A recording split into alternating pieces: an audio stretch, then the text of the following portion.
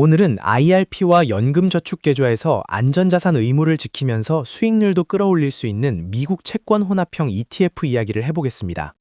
올해 이 상품군으로만 1,000억 원대 자금이 유입됐다는 소식이 전해졌는데요. 유행처럼 보일 수 있지만 제도 구조를 들여다보면 이 흐름에는 나름의 논리가 있습니다. 먼저 제도의 기초를 짚어보겠습니다. IRP와 연금저축펀드는 국내에서 개인 투자자가 활용할 수 있는 가장 강력한 절세 계좌입니다. 두 계좌를 합산해 연간 최대 900만 원까지 세액공제를 받을 수 있고요.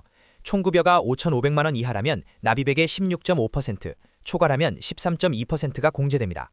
900만 원을 꽉 채우면 최대 148만 5천 원을 돌려받는 구조입니다.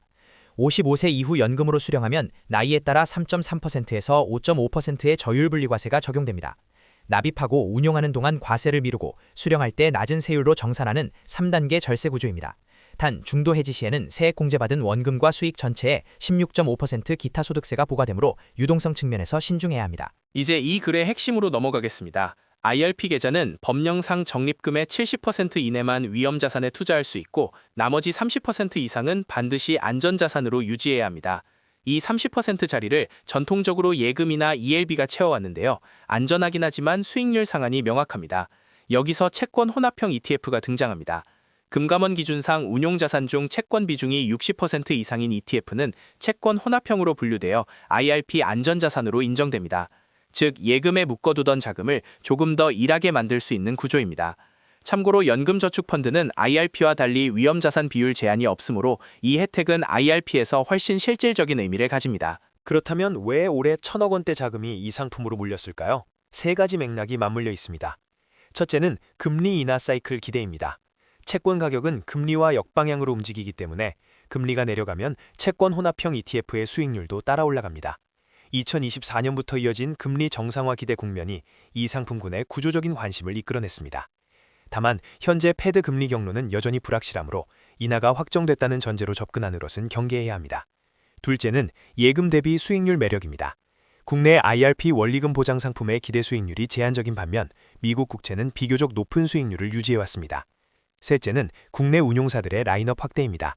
삼성, 미래에셋, 한국투자, 신한 등 주요 운용사들이 2023년 이후 미국 채권 혼합형 ETF를 적극적으로 늘려왔고 선택지가 많아지면서 투자자 접근이 쉬워졌습니다. 그러면 실제로 어떤 유형을 검토해야 할까요? 투자 목적에 따라 세 가지 유형으로 구분할 수 있습니다. 첫 번째는 미국 장기채 혼합형입니다. 채권 비중이 70에서 80% 이상이고 주식은 20에서 30%를 섞은 구조인데요. 금리 인하 국면에서 자본 차익이 가장 큽니다. 단 금리가 오르거나 동결되면 낙폭도 크므로 듀레이션 리스크를 반드시 인지해야 합니다. 두 번째는 중단기채 혼합형입니다. 채권 비중이 60에서 70% 수준으로 금리 변동 민감도가 낮아 현재처럼 금리 사이클이 불확실한 구간에서 방어적인 선택지가 될 수 있습니다. 세 번째는 채권 플러스 배당주 혼합형입니다. 미국 고배당주나 리츠를 일부 편입해 분배금 수익도 함께 추구하는 구조인데요. 연금 계좌 내에서 분배금이 재투자되며 과세 이연되기 때문에 장기 복리 효과가 극대화됩니다. ETF를 고를 때 빠지지 않는 질문이 환해지와 환노출 중 어느 것을 선택하느냐입니다. 환해지 상품은 선물한 계약으로 환율 변동을 제거해 자산 수익률 자체에만 집중할 수 있습니다. 환노출 상품은 달러 자산에 그대로 노출돼 달러 강세 시 추가 수익을 기대할 수 있고 원화 자산이 대부분인 투자자에게 달러 분산 효과를 제공합니다.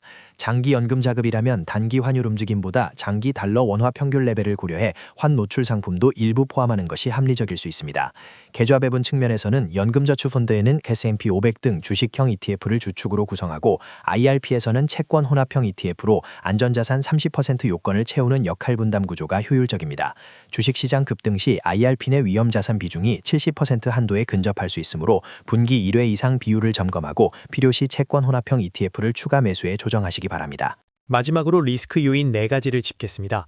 첫째, 금리 역풍 리스크입니다.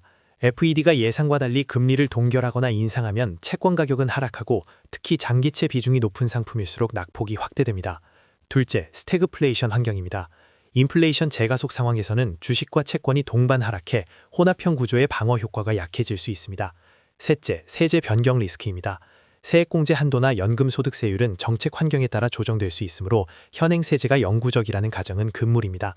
넷째, ETF 분류 변경 가능성입니다. 운용사의 지수 조정으로 채권 비중이 60% 미만으로 내려가면 IRP 안전자산 요건을 충족하지 못하게 됩니다. 운용사 공지를 주기적으로 확인하는 습관이 필요합니다.